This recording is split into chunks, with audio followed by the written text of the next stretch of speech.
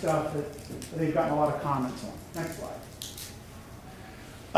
This would apply to anybody in the room that's a union contractor, typically.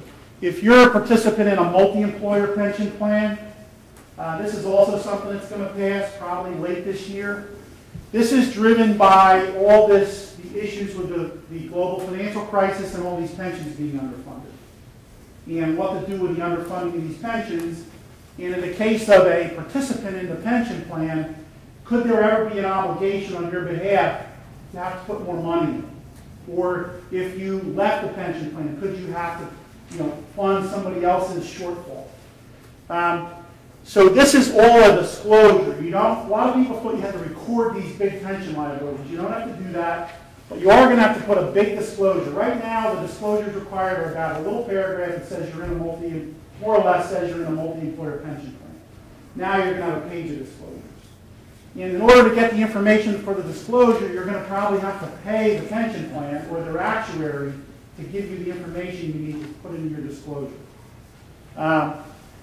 The big issue is you got to explain any significant risks and uncertainties in the plan, which could expose the company to someone else's obligations. Said another way, is the plan underfunded? Is there any potential for you to, what's the status of what's going on in the plan, and could we have to put money in? Some of this stuff is I'm not sure why it's there, whether the company is represented on the plans board, and any funding improvement or rehabilitation plans, meaning that if it's a plan that's underwater and there's a specific action in place to improve it, what those are.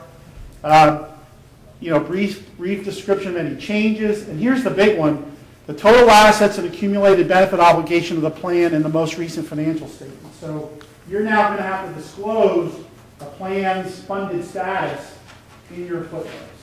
So if you're not a union contractor, it probably doesn't affect you. If you're a union contractor, you're going to end up spending a little bit of money to have somebody send you a report about how your company fits into the Steelworkers Trust Plan or whatever you're in. So that's, again, it's on the table for later this year. Last slide then. Last thing I want to cover is this issue of private company financial reporting. It's been a widely discussed topic for probably the last 10 years.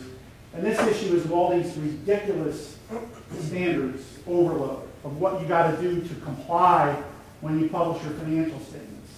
Disclosures have gotten crazy. And I can count any number of cases where it just doesn't make a lot of sense to have to do so much work when you're a private company. The status of this is that it does have some traction and something is going to get done, which we think is good. Our firm is a big supporter of this. It's really being run by something called the Financial Accounting Foundation, which is sort of the parent of FASB. That's the funding source of FASB. What happened is they gave it to FASB. FASB couldn't figure out how to do anything with it because they got all these academic guys and people that write rules and nobody out doing any work. They couldn't, and they refused to yield that there could be two versions of what they're going to publish. So it didn't go anywhere. So these guys took control of it, and they established this blue ribbon panel, which had bankers, it had company executives, it had accounting firms, it had controllers, CFOs, sort of a cross-section of all the people that produce and use the financial statements and say, look, what do we want to do here for a private company?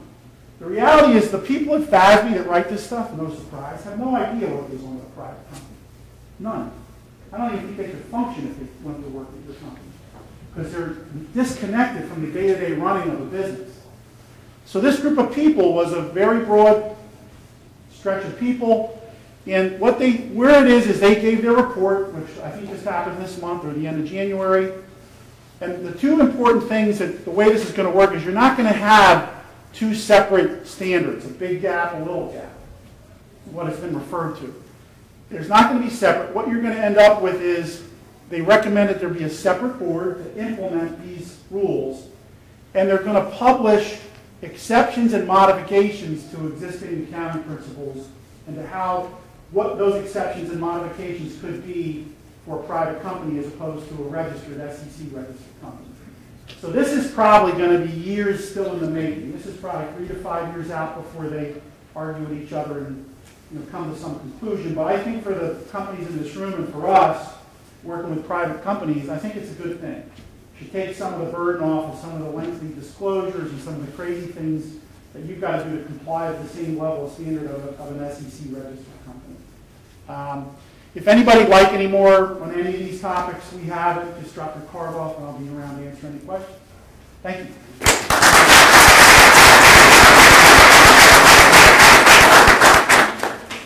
Real quick, guys, on behalf of the K-Martin partners and your presenters, I want to thank you for coming. I know none of you have enough hours in your day, so we really appreciate you spending the morning with us. Two quick things. We're going to send an email to you guys with the evaluation form, asking for some feedback on this form and suggestions for any future topics you might want to hear in the future. All the presenters will be around, so they can give a question. Otherwise, thanks for coming. Have a good day. Thank